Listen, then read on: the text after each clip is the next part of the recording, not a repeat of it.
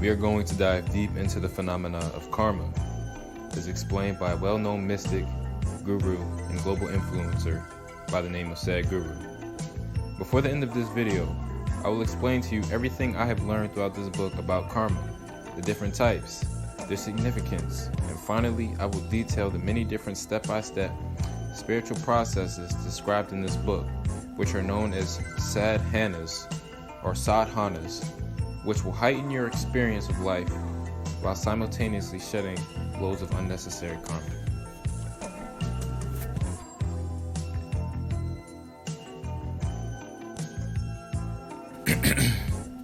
Before moving forward, it's important for us to understand the fundamental concept and meaning behind the word karma. The word karma has been misinterpreted in modern society as denoting some sort of unspoken moral or ethical law of the universe. But in actuality, the word karma literally means action.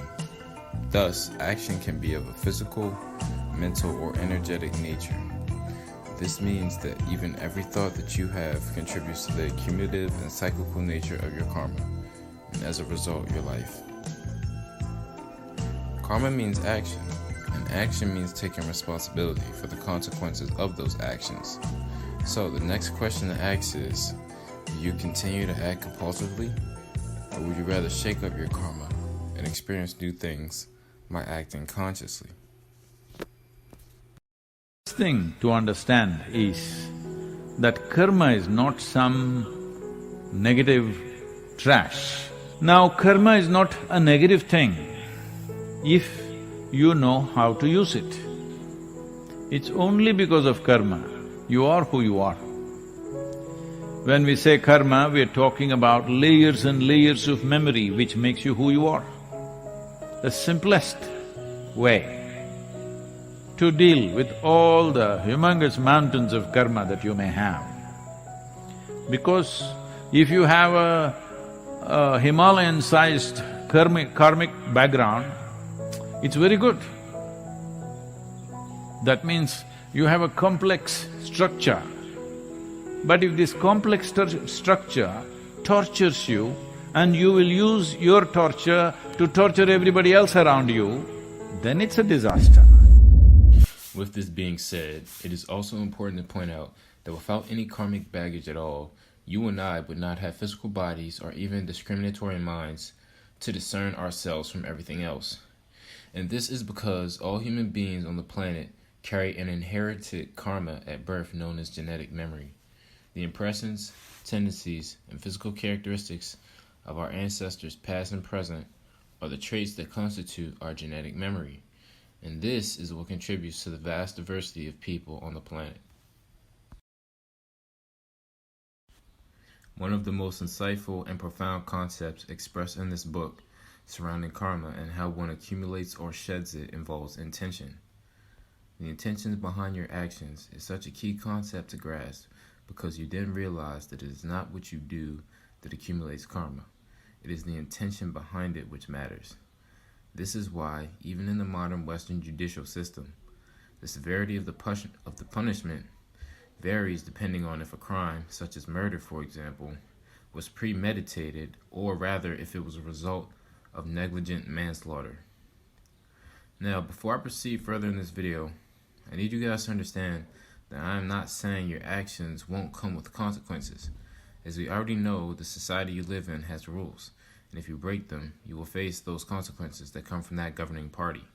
But karma is an individual existential phenomenon that does not operate under the same laws of the world's established governmental systems.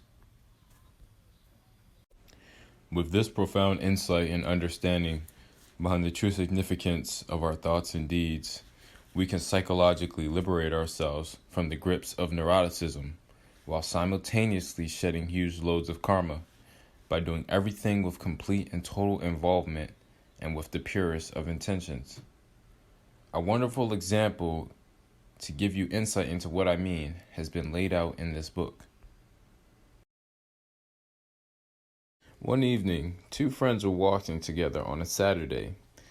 It was their weekend custom to visit a prostitute every Saturday night. However, on this particular Saturday, one of the men, seized with guilt, decided that he would rather attend a spiritual discourse on the Bhagavad Gita, India's sacred scriptural text. Both men ended up going their separate ways. However, the friend at the scriptural seminar secretly envied his friend who was with a prostitute, who he assumed was giving him the time of his life. The friend at the scriptural seminar ended up accumulating more adverse karma between the two of them because he made a calculation that he would be doing good by attending a seminar as opposed to seeing a prostitute. It wasn't the action itself, but the hidden calculation of perceived morality behind it that caused him to gather more adverse karma. While this example describes the nature of your karmic accumulation through action, it is also said that when dealing with external circumstances, those things we have no control over, it's not the event itself that accrues karma, but rather your attitude towards it. This is why you will sometimes see homeless people as happy as can be, and on the other side you can have millionaires who are absolutely miserable. According to Sadhguru, there are 8 different membranes or layers to each individual's karmic structure, 4 of which are inherited at birth and are out of our control, and the other 4 are within our scope of personal intention and volition. For the sake of this video, I will only be going into detail on the 4 that involves our personal intentions and volition. The first is our personal karmic memory. This is the vast storehouse of impressions and idiosyncrasies that we have developed and cultivated into our own unique character. Our immediate physical and cultural environment and how we respond to it makes up our sensory memory, which means like a McDonald's or a Walmart or some of the other staple things that you would see in, say, a Western society that we see every day when we go out into the world. This is what makes up our sensory memory, our immediate physical and cultural environment. Next, we have inarticulate memory. This is the stored safe house of memory that lies within the depths of our subconscious, which we have been accumulating information over many lifetimes. So this is essentially all the information you've ever gathered that you don't have immediate access to, but it'll still come up in, say, dreams or in random deja vu moments where you feel like you've had this experience before. And last, we have articulate memory. Articulate memory is the totality of all conscious information an individual has gathered through the course of his or her lifetime. Now remember, karma is not a bad thing intrinsically. The key is to have a certain conscious distance between yourself and every action you perform. That is the key we are striving for. And with that being said, the next point I want to go into is renanna bunda. Basically, renanna bunda is the most significant karmic ties you can develop with another person through physical contact. This means you have developed renanna bunda, which is an Indian name or Indian term. This means you have developed that with a plethora of people just by simply hugging or shaking hands with them.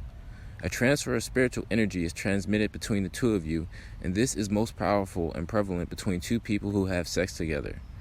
There has been a generational wisdom, allegedly through India, passed down through antiquity regarding the sacredness and importance of the spiritual ties or renanna bunda that we develop with our sexual partners.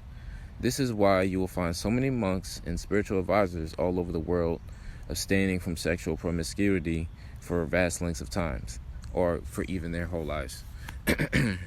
It's basically in an attempt to keep the karmic load simple and uncontaminated with the baggage and problems carried by that of another. Even a simple handshake with the wrong type of individual can create loads of unnecessary renanna bunda. As we have already seen, intention is the backbone behind everything. But in this section, we will dive into the actual science behind how this works in a practice known as karma yoga. Karma yoga is the process of using your karma to liberate yourself. Karma yoga involves 2 distinct types of action: acting with awareness or acting with total abandon. The secret behind this attitude is to act without anticipating the results of your actions. Through this mindset, a person can act in love because your actions are no longer dependent on the response of the other. You are simply acting according to what you see as necessary for that specific person or situation in that moment. Quoting the author, quote, "What you call karma, the bags of tendencies and predispositions you carry with you, is only in your memory and imagination. So, if you inhabit this moment deeply, fully, completely, you have dropped your karmic load," unquote.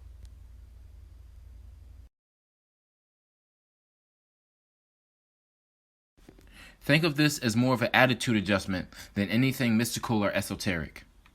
Karma yoga can be applied to the mental, physical, and energetic systems of the human body. Hatha yoga is a form of karma yoga on the physical body, which involves intense physical activity in order to burn up that energy, making it more easy to relax and meditate, and focus inward only afterwards. Karma yoga on the mental body involves detaching ourselves from our predisposed tendencies and patterns of compulsive behavior through consciously reminding ourselves the moment we are aware that we are reverting to old tendencies. Karma yoga on the energy body is arguably the most significant practice to take up. Merely working on the levels of the physical and psychological is not enough. Only if you begin to clean the energetic body of the karmic content will you begin to move into a new direction. Karma yoga sadhanas done on the energy body are typically known as kriyas, and although most kriyas involve an initiation process, there are still some simple kriya sadhanas beginners can start practicing as soon as today. A person can manipulate the energy circulating within the system by employing various sitting postures known as asanas. The energy body plays an important role as we approach the end of our lives. Quoting Sadhguru, he says, "Toward the end of a person's life, as the allotted karma reaches completion, the energy body begins to grow feeble. When the energy body grows feeble, it will slip out of the body. This is what we call death by old age. This is the ideal way to die because you're not being forced out of the body, you are naturally moving out. This means that someone who dies a premature death, whether by car accident, alcohol poisoning, or some other form, hasn't completely worked out their allotted karma, and so therefore their karma remains. Such a being fits into the category and phenomena of what we typically come to know as ghosts and paranormal activity. In the last 40 seconds of a person's life, many lifetimes of accumulated karma play out and fast forward. Even if you did not live your life consciously, if a person manages to stay aware in these final 40 seconds, they can drop literal entire lifetimes of karma.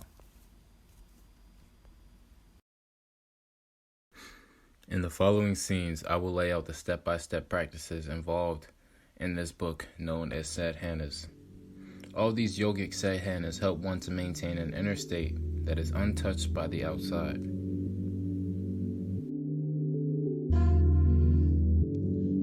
Sadhana. Quoting Sadhguru, "A selective involvement is the basis of bondage and entanglement. Here is a simple sadhana towards your liberation. From this moment onward, be consciously involved with everything around you. The food you eat, the water you drink, the earth you walk upon, the air you breathe, and the people around you. If you find this difficult, think of a person whose presence evokes the noblest and sweetest emotions within you. It could be a person living or dead. Then try looking upon everyone and everything with this same gaze of reverence. If this is hard to sustain, give yourself reminders. A simple chant or mantra could remind you of this. This will help establish you in the practice. Be equally involved with everything without any distinction. Put away all hierarchies. It may seem challenging at the start, but once you manage it, you will see that in just 24 hours, you are capable of becoming an unimaginably blissful human being."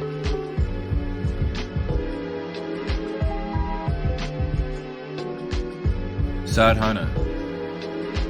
Quoting the author, "Most human beings do not realize the tremendous power of creativity they have been endowed with. This is because most of their creations are determined by their compulsiveness, not by their freedom. Here is something you can try for yourself. If you drop your self-image completely, you will find yourself in a state of great freedom. You now have the power to live without a self-image at all. You also have the power to transform your image altogether. Basically, you can pick up an image and drop it at will. I will not tell you how you should be, but stop now and create yourself anew in your mind. Start with the skeletal structure and slowly move outwards into the flesh and blood. Close your eyes and really visualize how you would like other people to experience and perceive you. How would you like the fundamental nature of your thought and emotion to be? What kind of impact would you like to leave on the world? You can create a whole new being by altering your perception and recreating yourself by dropping your self-image. Then see if this new image is any closer to your notion of the divine than the old. Is it really better than the earlier image? Examine it in great detail. Is this new image more capable, more human, more loving, more blissful? Try this practice today.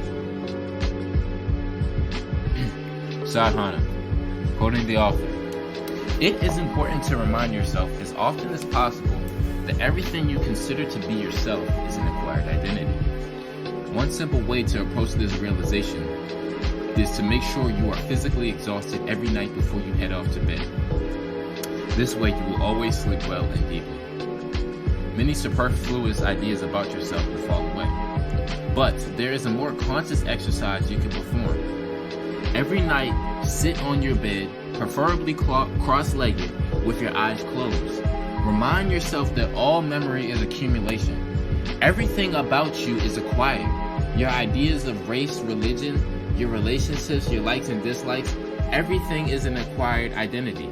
Now, slowly, gently, start setting aside everything which you have a relationship with.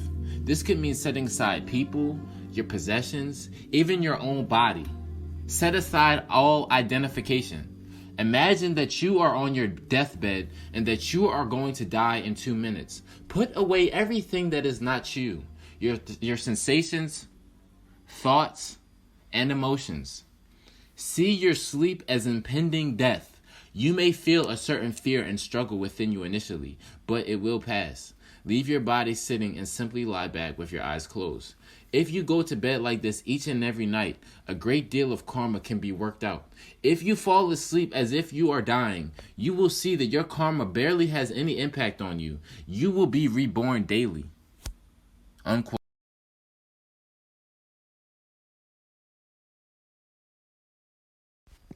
And there you have it, guys. Did you all find any of the information useful? Let me know below in the comments. I'd love to hear from you guys. If you enjoyed the content, don't feel afraid to subscribe. Thanks for watching and peace out.